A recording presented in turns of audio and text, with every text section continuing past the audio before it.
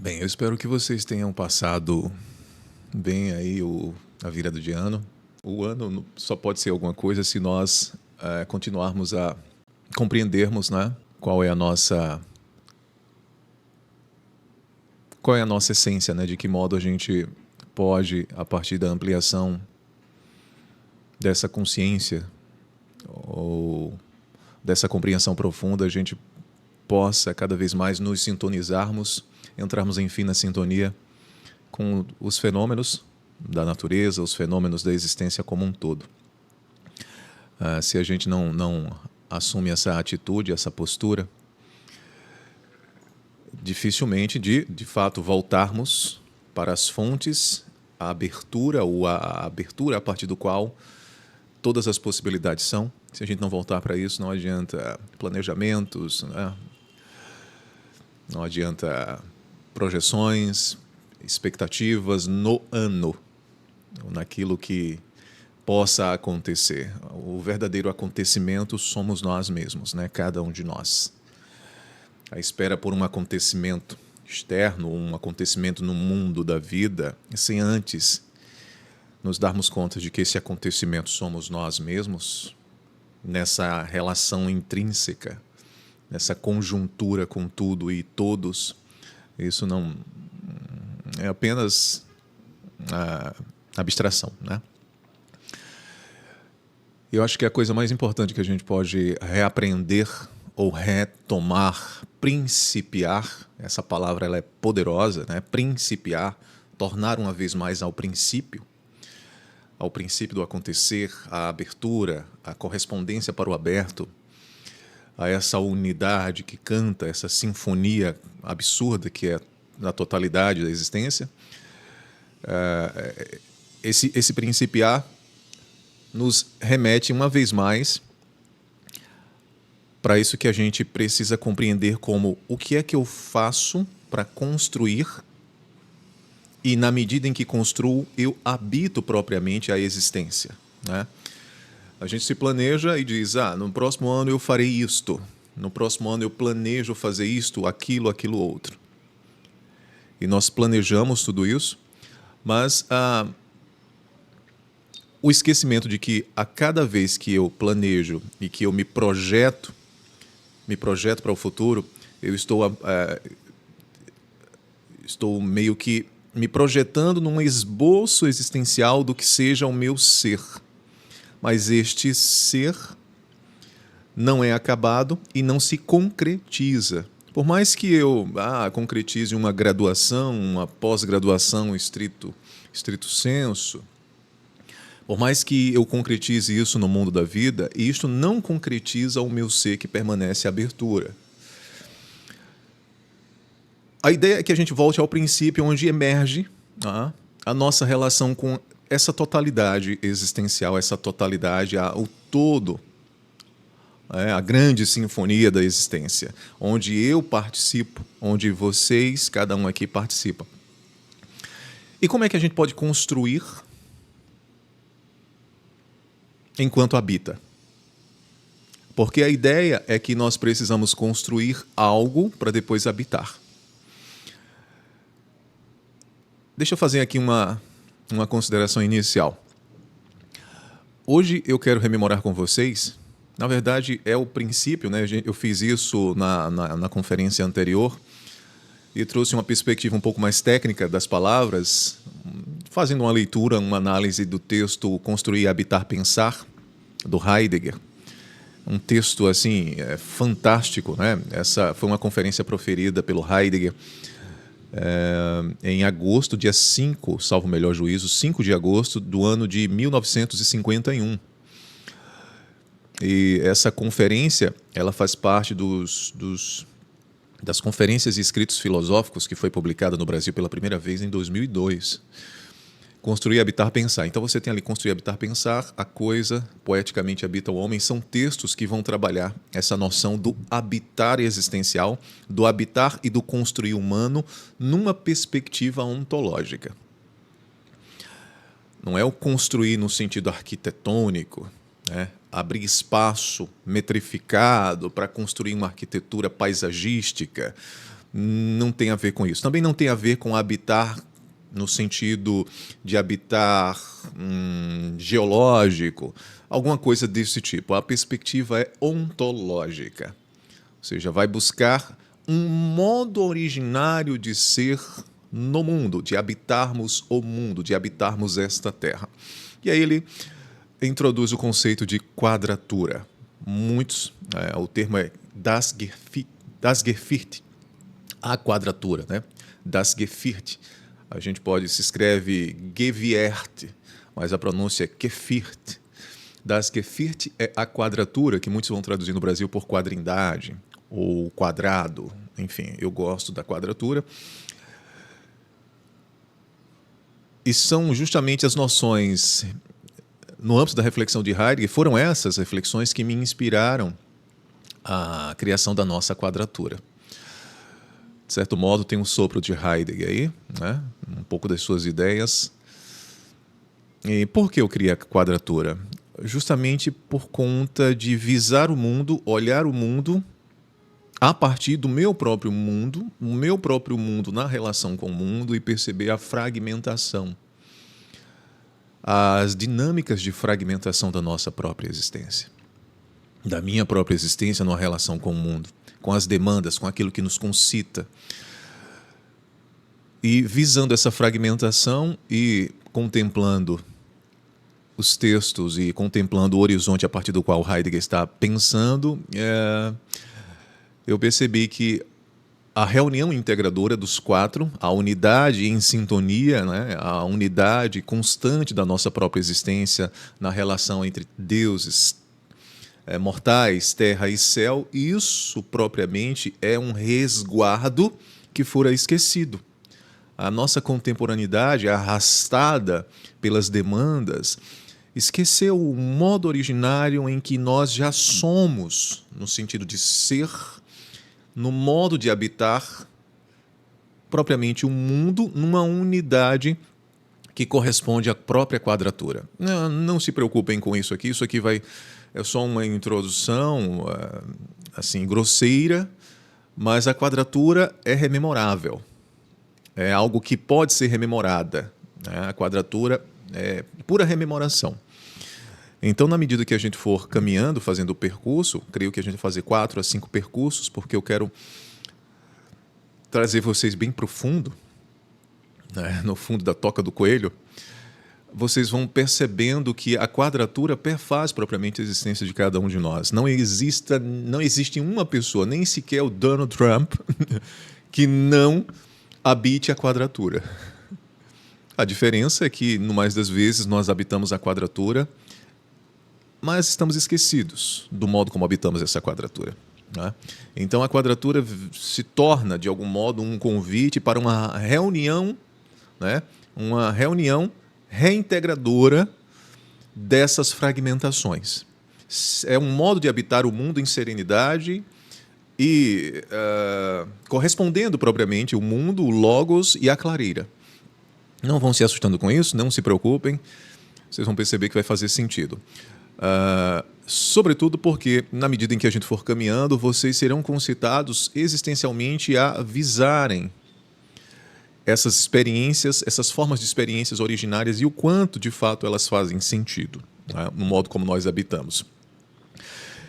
Enfim, então essa foi a ideia da criação da quadratura. É uma ideia primária, mas existem muitas coisas que que fazem parte da ideia de ter criado a quadratura. A quadratura ela existe como esse lugar possível de reunião integradora das fragmentações, das diferenças, das polarizações, voltadas para essa unidade, uma reflexão que nos coloca diante da mesmidade ontológica, porque ontologicamente há uma mesmidade entre nós. O que nos difere no sentido ôntico são as aparências, aquilo que se estabelece como categorias para compreendermos, né? Categorias de gênero, homem, mulher, enfim, ou outras formas, outros modos de ser. Então, só a aparência certamente distingue um do outro, um tom de voz, enfim. um jeito de lidar com as coisas, mas na essência somos todos os mesmos, porque estamos em jogo. Existe uma mesmidade entre a minha essência, entre o meu modo de ser e o modo de ser, e a essência de Graça, a essência de Merielle, a essência dos demais. Porque, se nós olharmos, está em jogo o cuidado, antecipação já sendo em junto a, somos os mesmos no modo de ser para a morte, somos os mesmos no modo do cuidado, ainda que determinados cuidados ônticos sejam distintos, mas somos os mesmos no modo de assegurar nossa existência em jogo, de assumir o nosso ser, somos os mesmos no modo de ser lançado no mundo já dado, historicamente constituído. Em essência, somos os mesmos, estamos no mesmo barco, que é propriamente existir, né? Ser.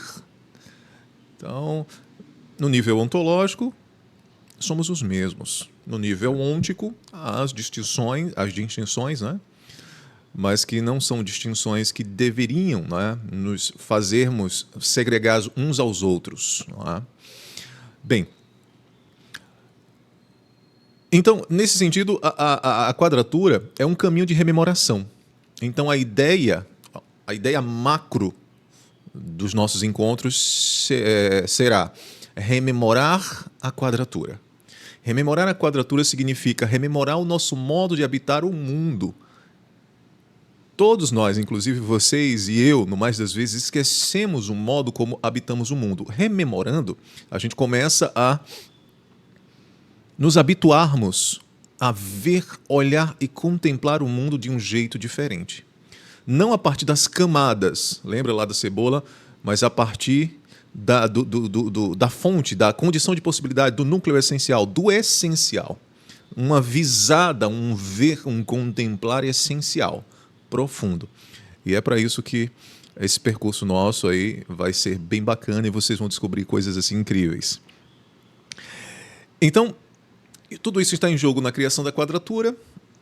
A quadratura se volta para esse lugar de contemplação, esse lugar de reunião integradora, de unidade, de busca de voltar para a essência e visar o mundo enquanto essa grande sinfonia, essa unidade que perfaz tudo, esse cordão umbilical que nos liga a tudo e a todos.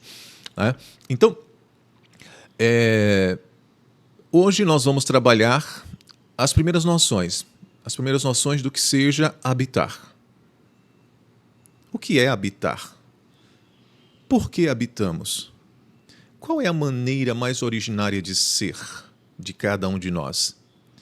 A gente não vai entrar diretamente agora na quadratura. Nós vamos fazer um percurso, o caminho é um caminho rememorativo. Né? Então, a caminho da quadratura não significa que nós estamos aqui e a quadratura está lá. E nós precisamos chegar à quadratura. A caminho da quadratura significa, o caminho para a quadratura significa rememoração. A quadratura já nos constitui, já somos no modo de habitar a quadratura, a diferença é que somos no modo do esquecimento. Heidegger é o pensador do esquecimento. Ele vai rememorar a pergunta pelo sentido de ser em ser e tempo. Mas ao longo de toda a sua trajetória pensante, a partir dos anos 30, o Heidegger continua com a ideia de rememoração. Ele faz uma análise de um poema de Hölderlin chamado Andenken, né? Rememorar. Então, no curso de sua vida pensante, meditativo, contemplativa, o próprio Heidegger se mantém no caráter da ausculta e da retomada rememorativa. Não é à toa que ele dá o passo de volta. O passo de volta é o passo de volta aos primeiros pensadores, Heráclito, Parmênides, Anaximandro, e vai ali a partir dos poemas, né? Da poesia, resgatar essas primeiras experiências do pensamento.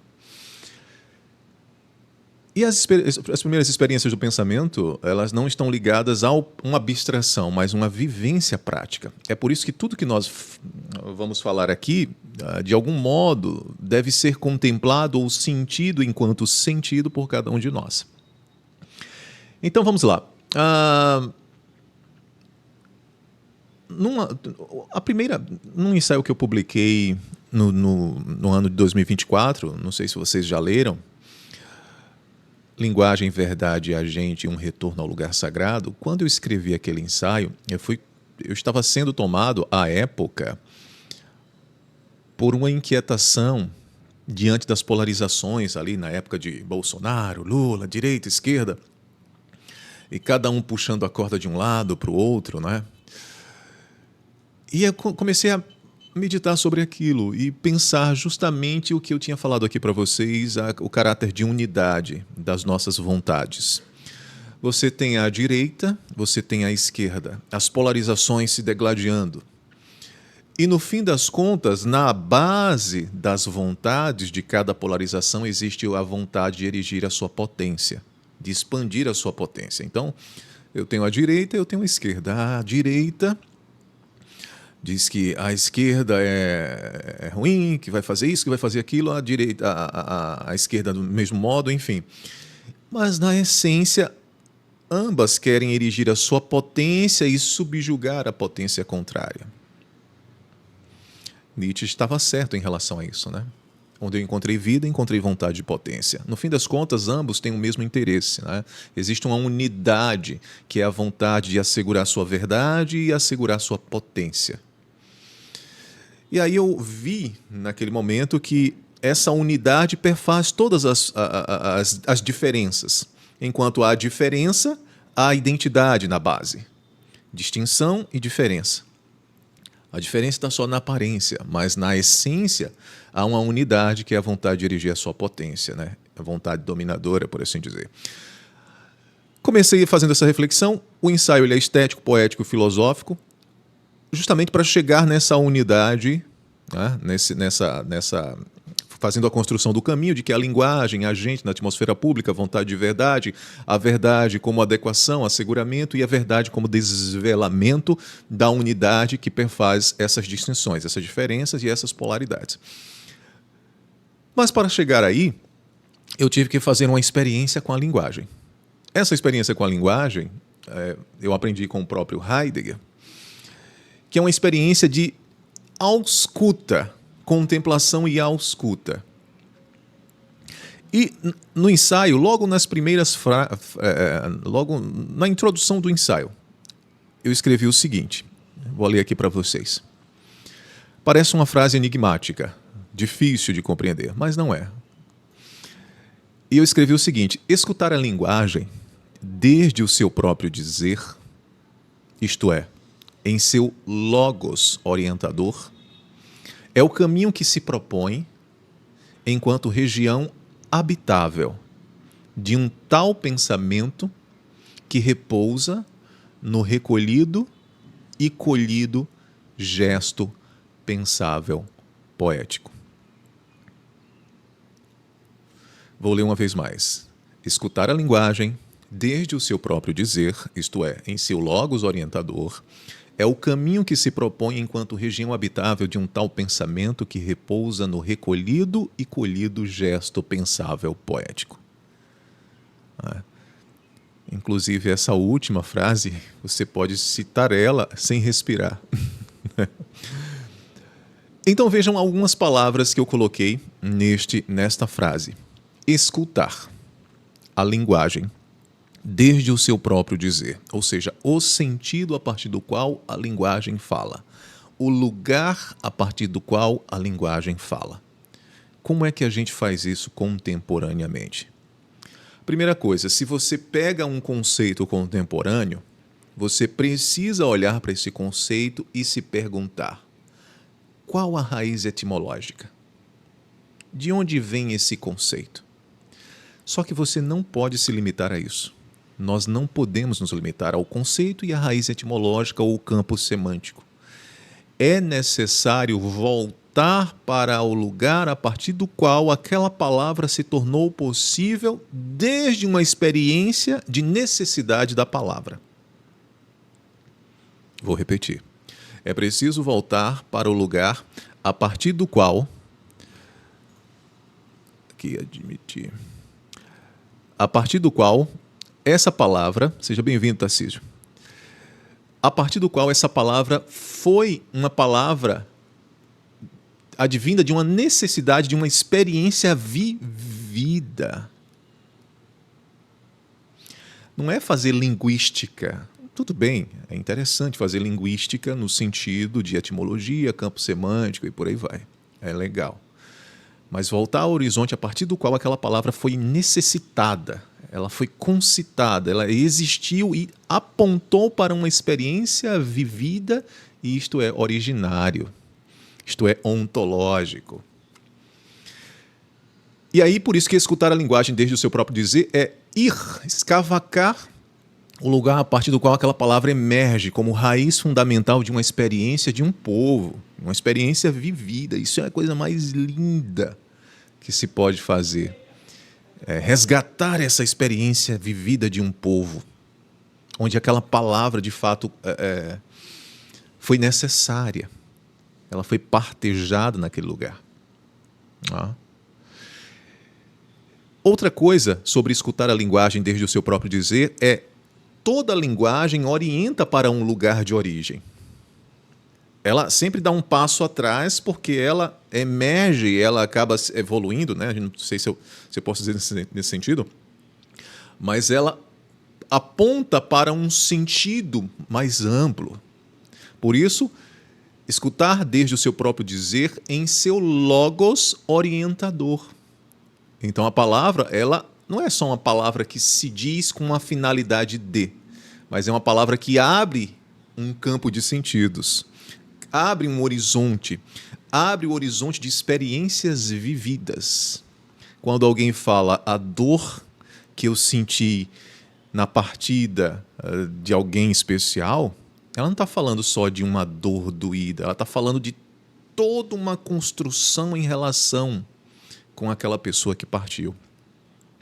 A palavra aponta para um campo amplo, macro, de realização, de relação, de vivência com aquela pessoa e outra pessoa, e que abre para ela ou que mostra a sua própria quadratura, o seu próprio modo de habitar o mundo.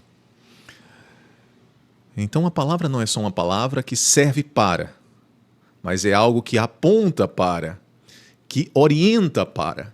Né? Então, o logos orientador é isso. No sentido logos, a gente pode pensar o sentido do universo, o sentido da existência enquanto tal. Então, escutar a linguagem desde o seu próprio dizer, de onde ela aponta, para onde ela emerge, né? De onde ela emerge, na verdade, em seu logos orientador, é o caminho. Por isso que é um caminho. Mas o caminho não é a partir daqui até lá, como se tivesse uma extensão. Extensio, né? Metron, como é a palavra metro em grego, né? Não está ligado à metrificação distância espacial.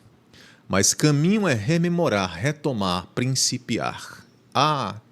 Seria tão bom que nós aprendêssemos a principiar, não é? Principiar é rememorar, de algum modo, né? Então, é o caminho que se propõe enquanto região habitável, região onde nós habitamos, região do pensamento, região dos sentidos, né? Região da própria experiência e dos sentidos que emergem das experiências de mundo que nós temos, né? Sejam elas de alegria, de sofrimento, enfim. Então, enquanto região habitável de um pensamento que repousa naquilo que nós recolhemos, no recolhido e colhido. O recolhido, muitas vezes, é o esquecido, mas muitas vezes é o velado. Na verdade, quando a gente fala esquecido, estamos falando de velado também, né? Que for acolhido de uma determinada experiência, recolhido na colheita de uma determinada experiência. Um asseguramento, um resguardo, no mais das vezes como esquecimento. Mas o recolhido pode ser apenas o retraído no sentido de resguardar. No início dessa conferência, a gente fez uma espécie de recolhimento. Fazer aquela experiência inicial nos recolheu para um lugar seguro, e a nossa tentativa foi de ficarmos assegurados, em paz, livre do constrangimento, inclusive dos nossos próprios pensamentos. Foi uma tentativa de nos colocarmos numa situação de seguridade, de firmeza, como uma montanha, onde a ventania vem e ela fica firme, em serenidade, né? Então essa foi uma experiência.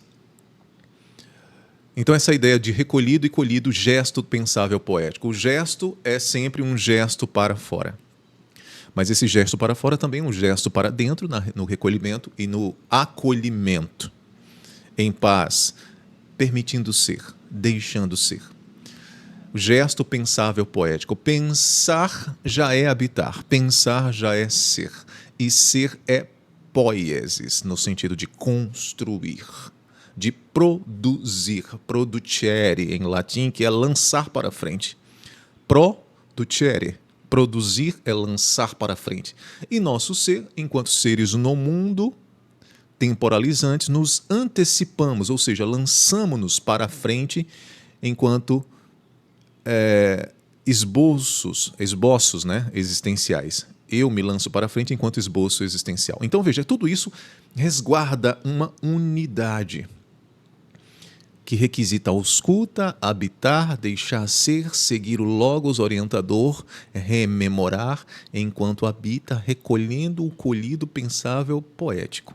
Tudo isso só se dá a partir de um sentido que se abre a partir da linguagem própria, né, da essência da linguagem. Então essa citação está lá no ensaio Linguagem, Verdade e a gente logo em cima. Né? E no final eu vou tratando ali sobre a serenidade, o que significa o lugar sagrado, para onde aponta o lugar sagrado. Tudo isso aqui é para que vocês entendam que as palavras elas abrem campos de sentidos que podem nos trazer de volta para uma experiência rememorativa, poética, e adressar, aguçar a nossa ausculta, a nossa visão e a nossa contemplação. Esse modo de habitar e habitar a linguagem, como uma ideia de resgatar essas experiências mais originárias, faz parte deste ensaio do Heidegger, construir, habitar, pensar. Quando olhamos 3 palavras, construir, habitar, pensar, pensamos coisas distintas. Bom, construir é mão na massa. Eu construo o lugar. Depois eu vou habitar. Mas antes de construir, eu penso. Como será? Eu me planejo como será o meu lar, como será, vamos lá, comprar um apartamento na planta, como eu vou decorar. Então, estou pensando, me antecipando aquelas possibilidades por vindouras. E só é possível antecipar essas possibilidades porque eu sou abertura, ou seja, já sou no mundo enquanto abertura. E aí me planejo, penso, construo e depois que eu construo eu habito. Então tem uma relação de meio e fim, a relação de construir e habitar. Construir é um meio, habitar é um fim. Né? Só que nesse ensaio, Heidegger não vai fazer uma experiência arquitetônica, não é pensar o habitar, o construir um habitar como uma experiência arquitetônica. Não é? Na verdade, ele quer pensar o habitar como uma possibilidade originária do nosso ser e não alguma coisa técnica ligada ao mundo do arquiteto. Não é? Então, a ideia é que, nesse ensaio, é que Heidegger nos conduza novamente à essência do que seja habitar. E para chegarmos à essência, não chegamos de qualquer jeito. Para nos avizinharmos da essência de alguma coisa, não se pode chegar a partir de relações de meio e fim, causalidade, consequencialismo. Habitar a essência de uma coisa é completamente diferente. Chegar à essência de uma coisa é revisitar a experiência mais originária, onde aquilo permanece como fonte, né? Abrindo, né? Se mantém desde a sua origem, vigendo. Veja, vigendo, sendo. Não se perde, basta rememorar. Né?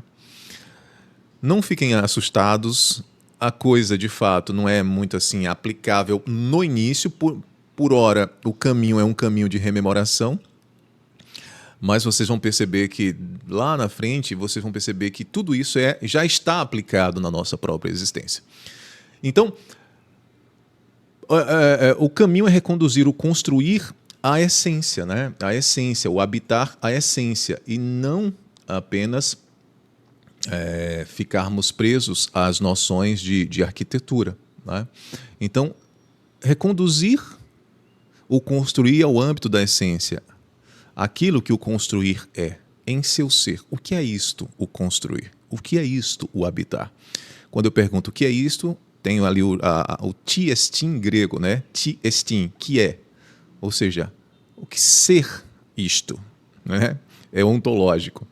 Então, a ideia do ensaio de Heidegger sobre construir, habitar, pensar não é pensar o esquecimento do ser, né? Como o esquecimento está ligado a trabalhar teorias ligadas à construção, não vai prescrever regras morais ou éticas, né, do que seja a construção civil, do que seja o construir correto, né, não vai apresentar o construir a partir da arquitetura.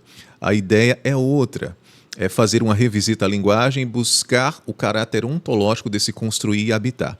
E, a partir disso, isso pode nos orientar para o nosso modo de ser no mundo e o modo como nós vamos construir a partir de hoje. Tá? Isso é fundamental.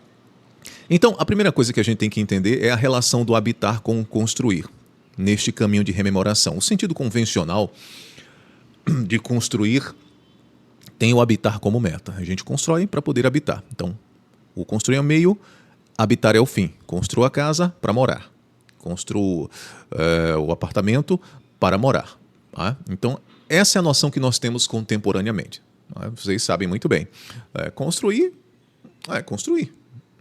Depois que eu construo, eu habito. Eu construo a minha carreira e depois habito minha carreira. Né? A gente pode pensar o construir em diversos sentidos. Construímos para poder habitar.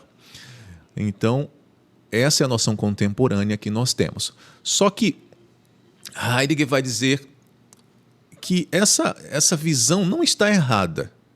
Eu acho interessante que o Heidegger ele é muito democrático.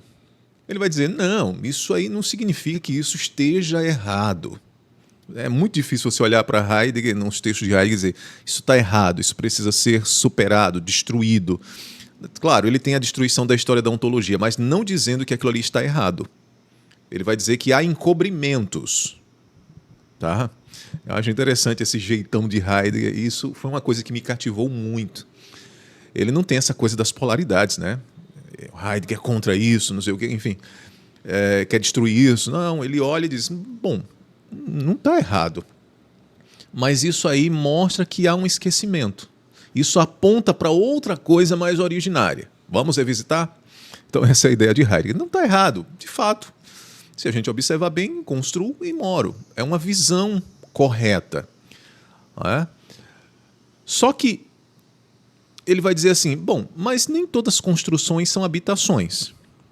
Se construir é um meio para habitar, nem todas as construções são habitações. Por exemplo, uma ponte, a gente sabe que ponte hoje é habitação, né? Para muitos em situação de rua. Mas um hangar, né? Uma usina não pode ser uma habitação. Tá?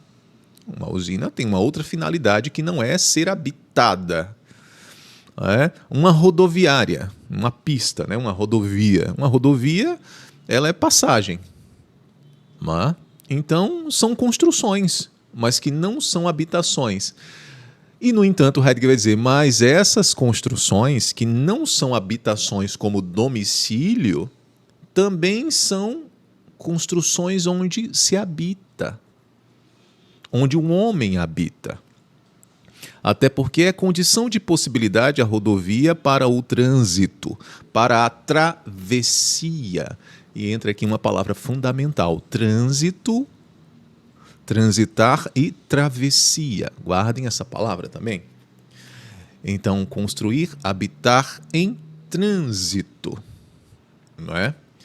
É o lugar que é condição de possibilidade para que eu atravesse de um lugar onde habito o trabalho e o outro onde habito o meu lar. Nesse trânsito eu habito a rodovia. Então, sim, essas construções também são habitações. Não é? Então, essa relação de construir para poder habitar é uma relação de meio e fim, causas e efeitos. Né? E essa representação é uma representação correta, como Heidegger vai dizer, só que para resgatar uma experiência essencial e originária do que seja o construir e o habitar, nós não podemos, Heidegger vai dizer, não podemos ficar presos a essas representações de causa, né, meio e fim, de causalidade. Construir é causa, habitar é um fim. As relações essenciais da existência não se dão nessa perspectiva de representar.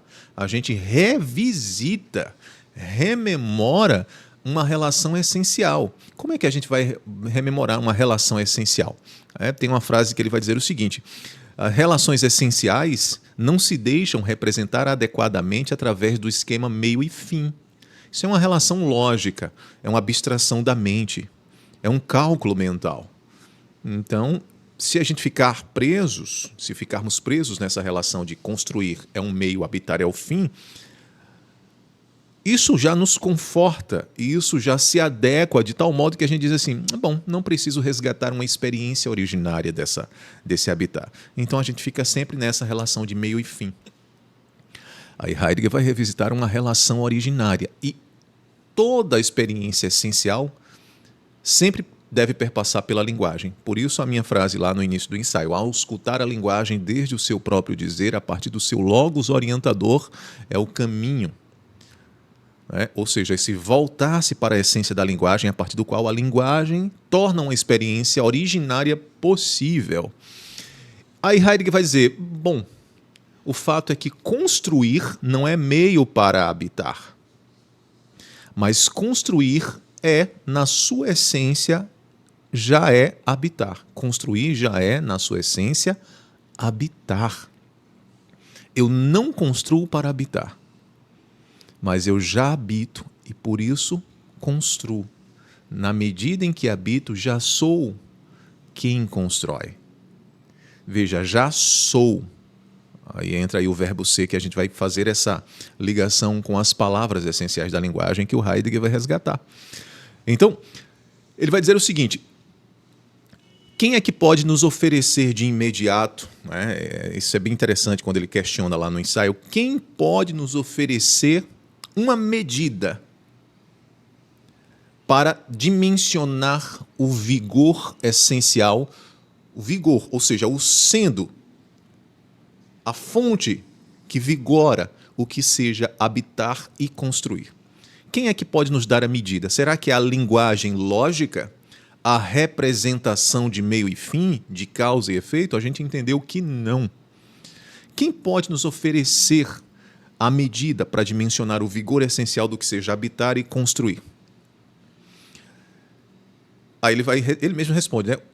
O acesso, veja, o acesso, a senha de acesso para a essência de uma coisa, qualquer coisa que seja, ele disse, nos advém de quem? Nos advém da linguagem. A linguagem é a medida a partir do qual nós podemos, ou o acesso, nos dá o acesso, a linguagem nos dá o acesso. Eu dei esse exemplo no início para vocês, né? Não basta, e é importante estudar campo semântico, raízes, isso aí é fundamental, o Heidegger também vai fazer isso.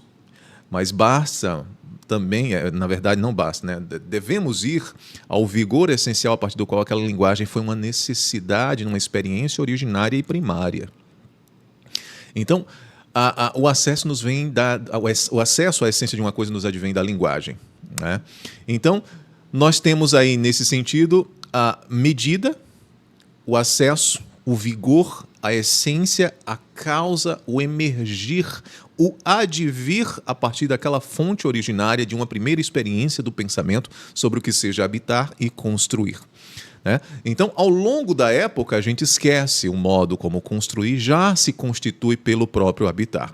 Aí o Heidegger vai fazer o quê? Ele vai buscar, ele vai dizer que o construir vem do verbo, vem da palavra, do verbo, da raiz buan. Ele vai dizer buan é um verbo do alto alemão, ali do sul da Alemanha, né? um modo, uma experiência arcaica do que seja habitar. Buan é habitar. É o mesmo que habitar, morar, permanecer. É a palavra buan. Né?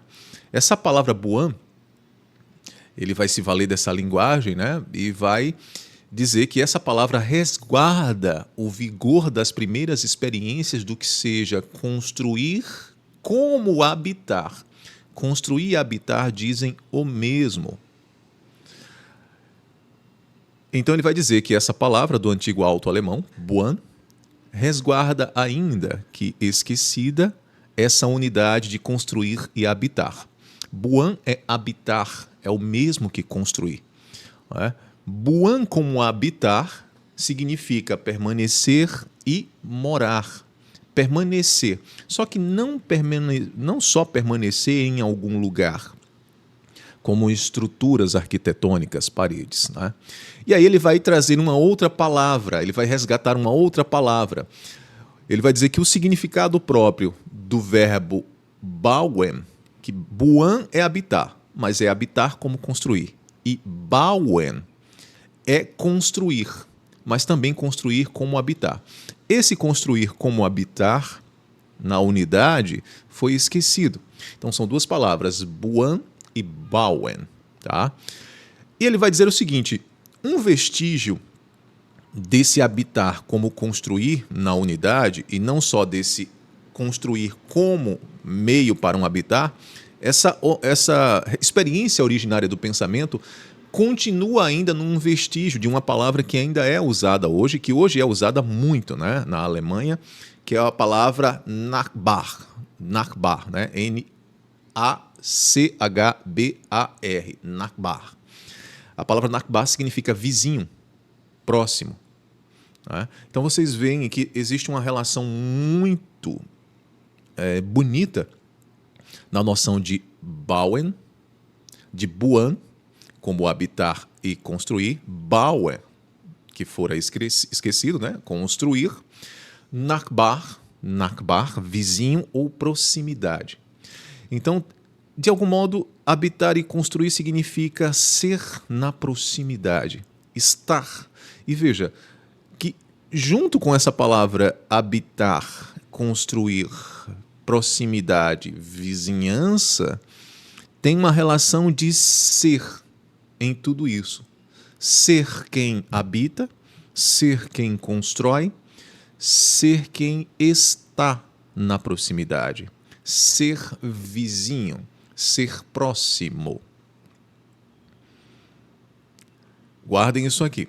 Então, você tem a palavra, ele vai dizer lá, né, Nachbar, vizinho, que vem de Nachgebur ou Nachgebauer. Veja que Bauer, Buan, está tudo muito ligado à mesma raiz.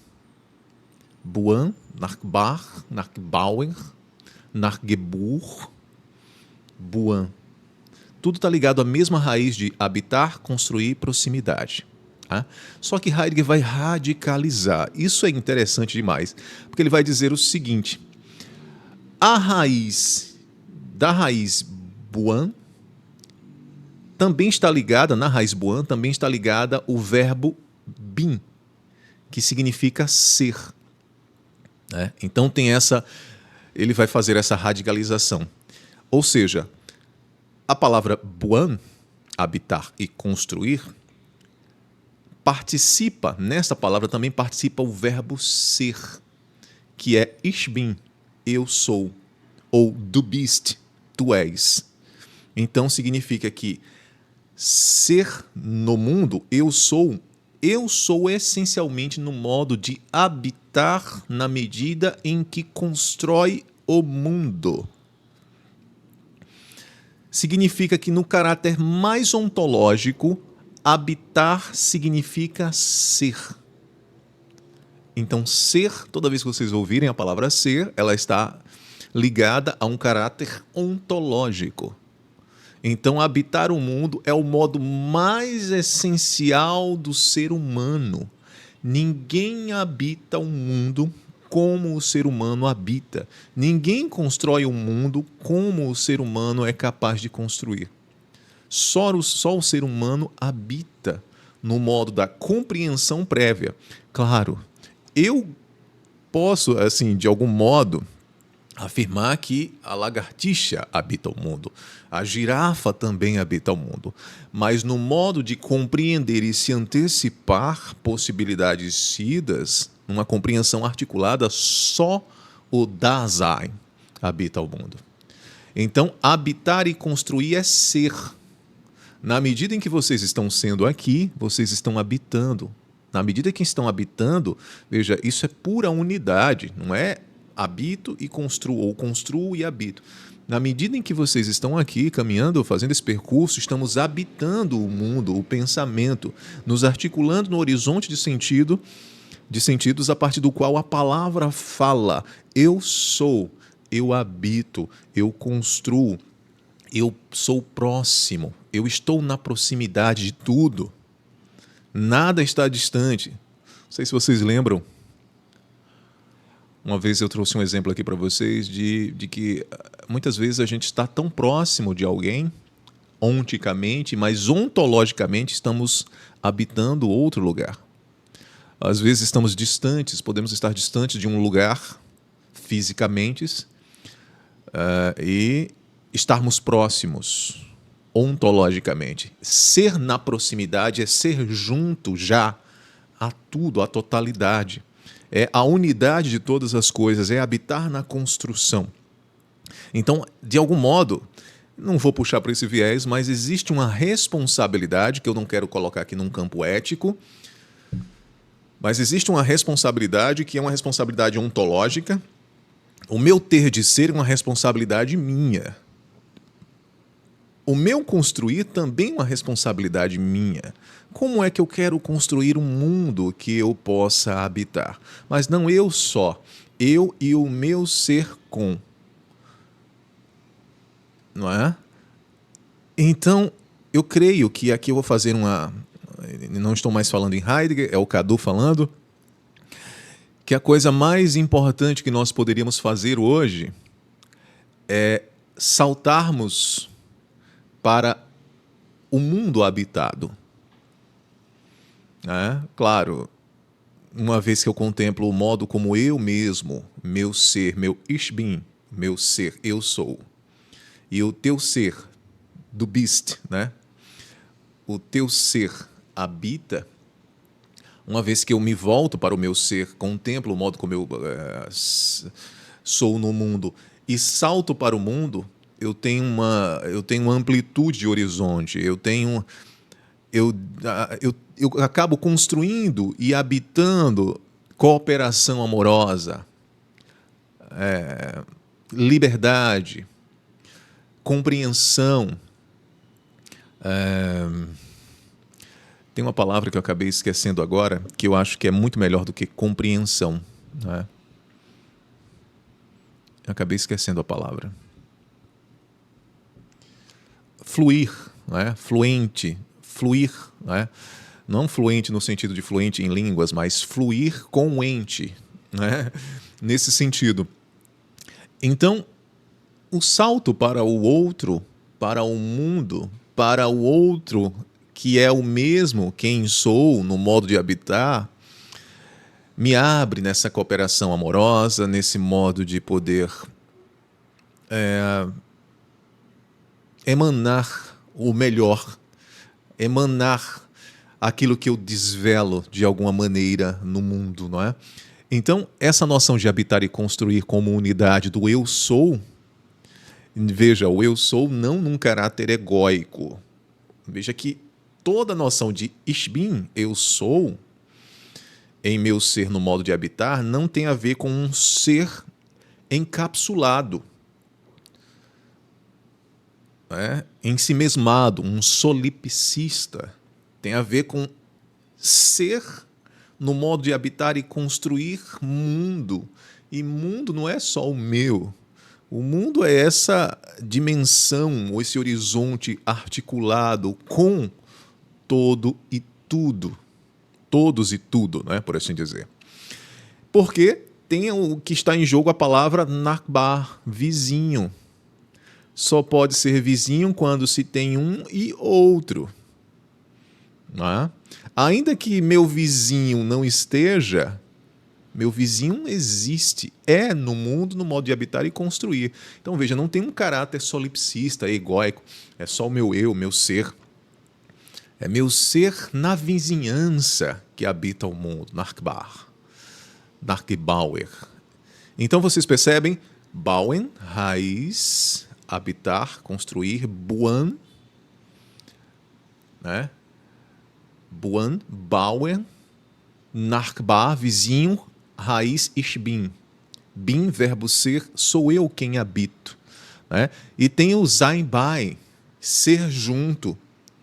Ser junto é ser junto a entes intramundanos. Habito junto com coisas, no sentido de causas. Por exemplo, essa coisa, computador, é a causa que nos reúne. Nos ajuda, né? Mas não é só ela como causa, mas essa coisa causa essa junção entre nós. A internet, todas essas coisas são causas que possibilitam nossa reunião nesse instante, nessa caminhada aqui. Então, a gente percebe a amplitude no vigor das próprias palavras, né? Então, buan, né? Bauen, buan, buhu, bel, é na verdade a mesma palavra alemã bin, ser, que significa eu sou, nas conjunções de ich bin e du bist. Eu sou, ich bin, alemão, tu és, du bist. O que tu és? Aí você diz, eu sou no modo de habitar o mundo. O que tu és? Eu sou pura abertura. O que tu és? Eu sou quem constrói, habita o mundo poeticamente. Tá? Então, Bauen, como habitar a terra, Buan é habitar, Bauen é a medida e o vigor do habitar. Quem habita, habita um lugar. Então, qual é o lugar que o homem habita? O homem habita no modo de ser mortal sobre a terra. Então, essa palavra, a antiga palavra bauen, construir, diz que o homem é a medida que habita. Não como extensão, mas como descoberta. Ele é a medida que habita. Então, bauen, construir, o bauen, com o tempo, na verdade, na origem dessa palavra, bauen, construir, ela tinha duas perspectivas, tá? Duas perspectivas. Construir como cultivar.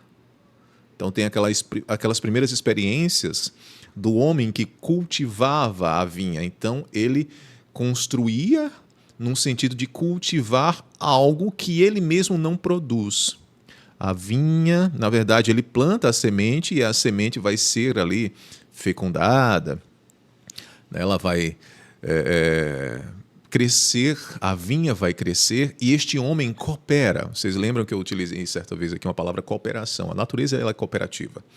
Então essa relação do homem do campo e a terra, onde ele planta a semente, a natureza coopera com ele e ele coopera com a natureza no modo de construir no sentido de cultivar, de cuidar, cuidando da terra, arando a terra, alimentando a terra, alimentando as raízes, as seivas, para que a vinha pudesse. Então você tem aí um construir no sentido de cuidar. A palavra bauen, construir no sentido de cultivar, que em latim a gente tem colere, que deriva da palavra cultura. Cultura vem dessa noção de cultivar, de cuidar, né, de proteger. Cultura, que vem da palavra colere em latim. Então, essa era uma noção de construir lá na origem. Né? Então, a palavra buan significava ao mesmo tempo proteger, cultivar, cuidar, preservar. Né? Cuidar do crescimento das coisas que por si só crescem, as coisas que são autopoéticas. A planta você coloca lá, ela por si só cresce, claro que com um cuidado seu, uma cooperação do homem do campo, ela crescia. Então tinha ali uma relação avizinhada do construir e habitar na medida em que planta. Plantar já é construir, plantar é habitar. O que nós temos plantado hoje? Né? Qual é a nossa colheita? Isso é fundamental para que a gente possa, de fato, olhar para o mundo e dizer tudo que eu faço é um plantio. Às vezes eu produzo no sentido de cooperar e às vezes eu mesmo construo no sentido de edificar. E aí entra o outro sentido da palavra bauen, construir, que é o sentido de edificar. Então, se no sentido de cultivar, de cuidar, algo por si mesmo dá seus frutos, algo é construído pela própria physis, a physis, eu só faço cooperar. O sentido de edificar é algo produzido por mim.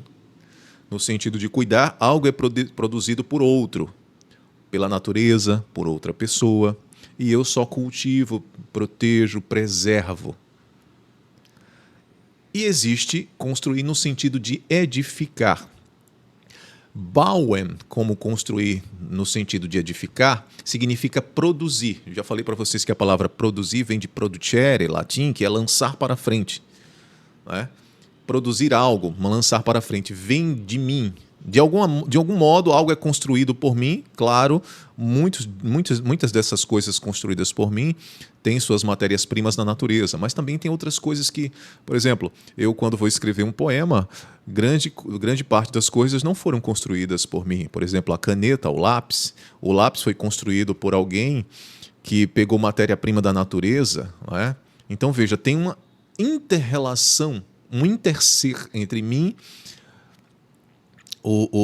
a pessoa que, sei lá, o primeiro homem que vai lá e pega a madeira, enfim, a fábrica, tem uma inter-relação, né? Então, tem essa noção de construir como edificar. Existe, porém, uma distinção fundamental acerca da palavra bauen, construir, né? Então, existe um construir que cultiva e um construir que edifica. O construir que cultiva, no sentido de colere, é crescimento, busca fazer crescer. E não é a mesma coisa que produzir. Coopera, protege, cuida. Construir no sentido de colere. Construir no sentido de edificar, bauen, no sentido de edificar, significa edificar construções. E é o mesmo que produzir. Nós mesmos manufaturamos. Essas duas noções estavam ligadas numa unidade. Então, bauen, ora era cultivar, ora era edificar. Na nossa contemporaneidade, a gente perde a noção do construir como cuidar. O construir volta-se apenas para o edificar, para o manufaturar, para o produzir. Ele se desloca dessa experiência originária lá do cultivar. Preparar a terra seria um construir como edificar. Eu edifico a terra, preparo, e depois jogo a semente. Agora, eu deixo com que a terra faça o seu papel. E eu agora só colaboro, agora eu cuido. Veja que tinha uma unidade aí. Na nossa contemporaneidade se perde essa noção do construir como cultivar, como proteger, como cuidar. E só tem agora construir como edificar. Edificar coisas, mas não se preocupar mais com o cuidado, com o cuidar, com o proteger. Não é? Então, isso se perde. O construir no sentido de habitar como cultivar se perde em nosso tempo. Aí, vocês podem perceber que essa noção de habitar, né, e aqui entramos no coração dessa primeira parte, dessa primeira conferência, para que nós possamos visualizarmos, contemplarmos de modo mais concreto a essência do nosso habitar, nós precisamos trazer uma palavra que eu utilizei, claro, com referência em Heidegger, mas que para mim faz muito sentido, que é a palavra abrigo existencial. Eu até coloquei uma frase um dia desses, um abrigo existencial só é possível no resguardo da quadratura. Veja que a palavra resguardo tem a ver com resguardar, cultivar. É construir num sentido de proteger, de cuidar, de colere, e não de edificare. Mas no mesmo sentido tem, mas não edificare enquanto arquitetura, técnica, lógica. Tá? Edificar no sentido de edificar na medida em que a coisa me permite edificar, e não violentar a edificação. Qual é a diferença aqui? Vamos lá, para vocês entenderem. Aqui em Recife nós temos um mangue, que é o famoso mangue que foi cantado aí pelo Chico Science, o Mangue Beat, que ele desenvolveu essa rítmica, né? Um rock a partir dos tambores do maracatu que vem ali do mangue, enfim. Nós temos um mangue que é considerado no direito ambiental e na teoria dos direitos, né, ambientais como o coração, o pulmão, na verdade, o pulmão do universo. E não podia se construir nada, nem na vizinhança, na proximidade do mangue, e nem em cima do mangue. Não é? Tinha um protocolo absurdo de cuidado, né, com aquela parte ali, aqui no Recife. Só que o capital e a visão de construir como arquitetura, mas não construir enquanto edificar, mas não construir enquanto colere, cultivo, cuidado, a noção arquitetônica contemporânea disse, poxa, mas nós precisamos de uma via, porque nós temos uma via que leva, né, de Recife, do centro cidade, para Boa Viagem, que é um bairro de Recife. Temos só uma via e essa via liga para Piedade, Candeias, que são lugares, né, Boa Viagem, praias, Candeias, Piedade, enfim. São esses bairros de praias e as pessoas se deslocavam do centro da cidade e precisavam ir para esses lugares e tinham só uma via e isso congestionava muito o trânsito. Então eles pensaram, nós temos que desafogar esse trânsito. Precisamos construir uma alternativa, construir como edificar. Só que esse construir como edificar não visou o cuidado, o construir como colere. E aí construíram uma via chamada Via Mangue em cima do mangue, algo proibido. Porque a vibração da pista, aquilo ali faz um mal danado para aqueles seres que habitam o mangue. Né? Tiram o sossego daqueles seres. Né? Cria uma vibração distinta do que é o natural daqueles seres. Para piorar a situação, eu não lembro se fizeram primeiro o mangue ou fizeram... Para piorar a situação, fizeram também um grande shopping, um dos maiores. Aí fizeram um shopping chamado Rio Mar, em cima do mangue. Ou seja, o que nós temos aqui? O construir só como edificar. E não o modo de habitar a terra, construindo como cultivar, cuidar, proteger, deixar a coisa no resguardo do seu... Deixar o mangue no resguardo do seu ser. Então, houve uma violência nesse sentido. O construir que não é construir como colere, cuidado, cultivo, e gera violências na própria physis, na própria natureza. E como eu estudei direito, né? Lá atrás, muitos anos atrás, eu fiz uma pergunta à professora de direito ambiental. Ela falando sobre as regras, né, do cuidado com o meio ambiente, da ecologia e não sei o quê. Eu disse, mas professora,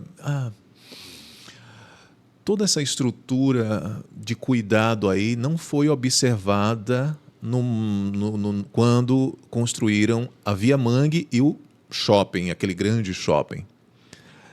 Aí a professora gaguejou e fez, certas coisas o direito não consegue segurar. É verdade. Certas ambições do humano que só pensa em construir sem cultivar. Por que fizeram isso? Porque há um esquecimento do construir como construir na medida que constrói, cultiva, protege. Na verdade, não poderia haver ali nem uma Via Mangue e nem um grande shopping. Não é? Então é esse sentido.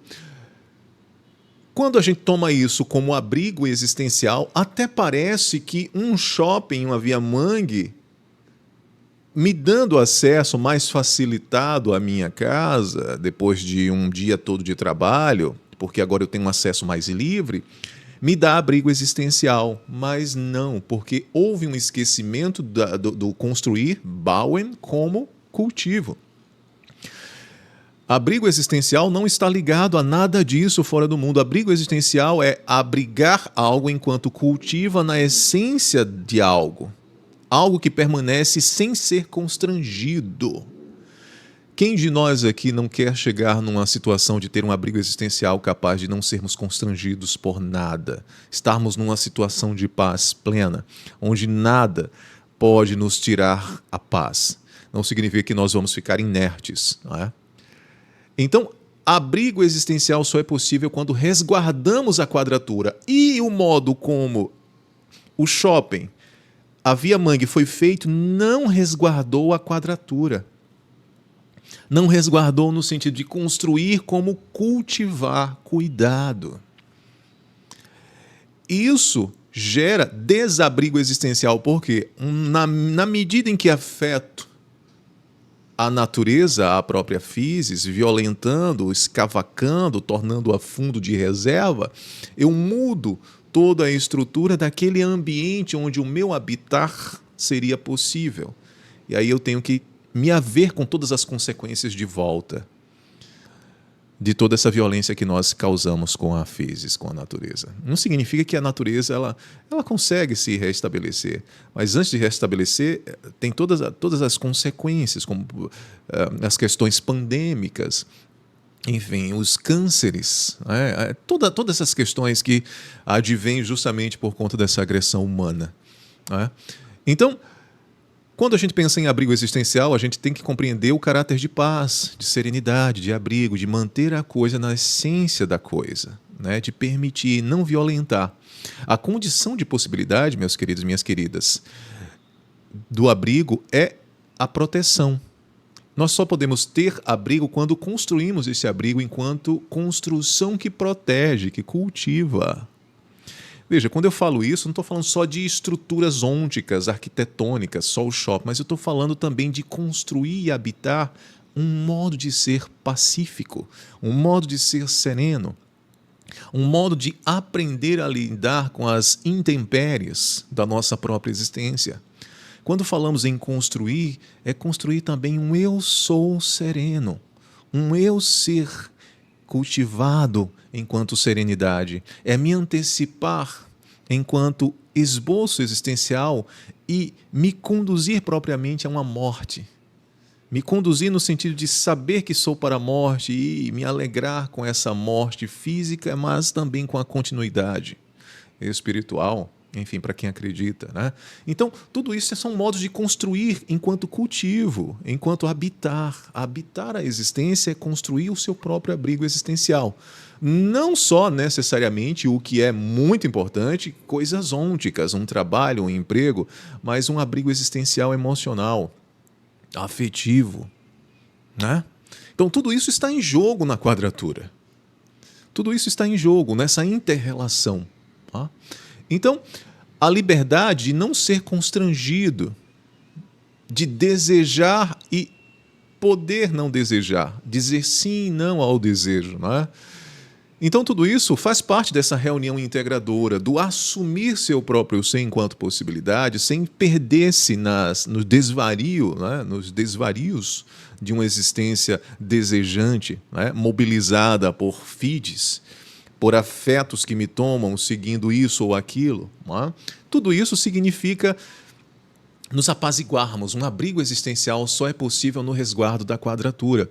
Então, estar apaziguado, eu sou Ishbin, eu habito a paz. Eu habito a paz. Ou seja, apaziguar, não se constranger, resguardar, deixar-se e poder ficar sempre que possível em repouso. Deixar a coisa... As pessoas falam muito de salvar, né? Você vê agora, vocês viram a violência institucional, podemos dizer assim, dos Estados Unidos em relação à Venezuela. Algo assim absurdo, alguém que salta para o mundo do outro, invade o mundo do outro, para arrancar, para dominar, para colonizar, para impor os seus pressupostos. O problema de um país, um ditador, seja lá o que for, tem que ser resolvido pela comunidade, pela própria comunidade daquele país.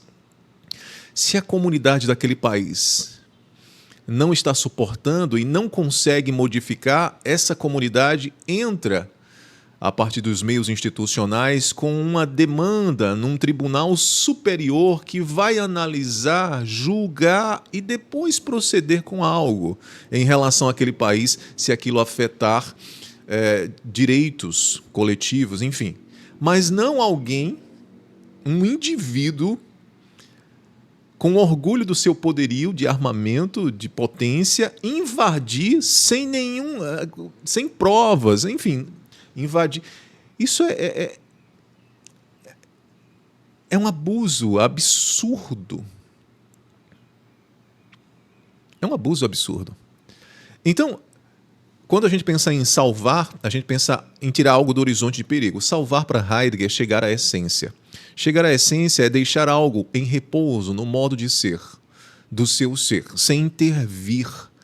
A intervenção não é no sentido de ativo, de fazer algo, mas é permitir com que algo seja na sua própria essência. E qual é a nossa atitude? É proteger a essência da coisa no seu manifestar.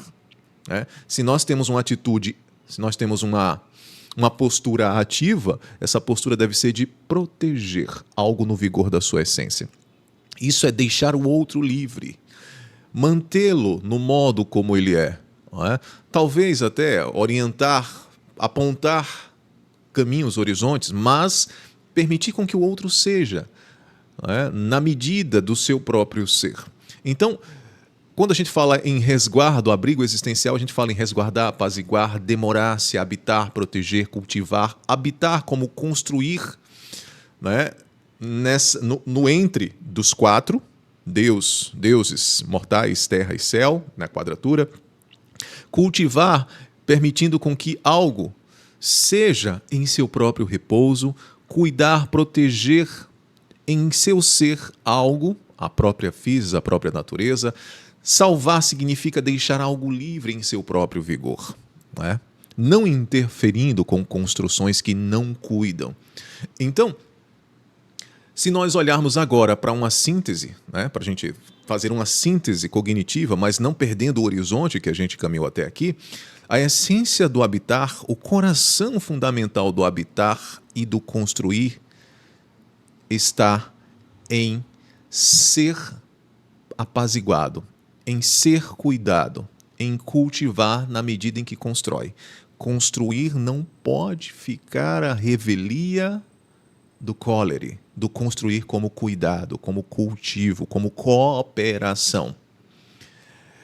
Então, o que eu desejo para nós nesse primeiro passo, já que a gente fez a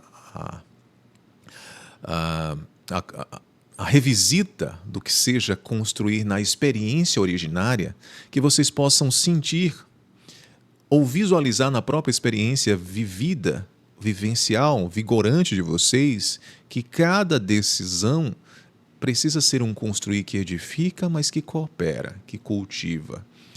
Não é um construir que edifica para o seu próprio prazer, para o em virtude de si mesmo, mas para o em virtude que possa ser uma construção que, na medida em que constrói e cultiva, é em virtude de tudo, de todos os modos de ser, de todos os seres, de todas as existências. Acho que essa é a nossa decisão fundamental, que traz uma leveza, uma beleza, uma alegria, um encantamento existencial. É quando saltamos de nós, uma vez que nos revisitamos, saltamos de nós para a construção do vizinho, cooperação, levando em conta sempre o vizinho, Nachbar, o Nachgebur, a vizinhança. Porque nós não estamos isolados no universo. A vizinhança é a totalidade, não significa só o meu vizinho humano, mas o meu vizinho pet, o meu vizinho gato, o meu vizinho, sei lá, o meu vizinho morador em situação de rua. Como é que eu posso construir possibilidades, condição de possibilidade, que coopere amorosamente com tudo?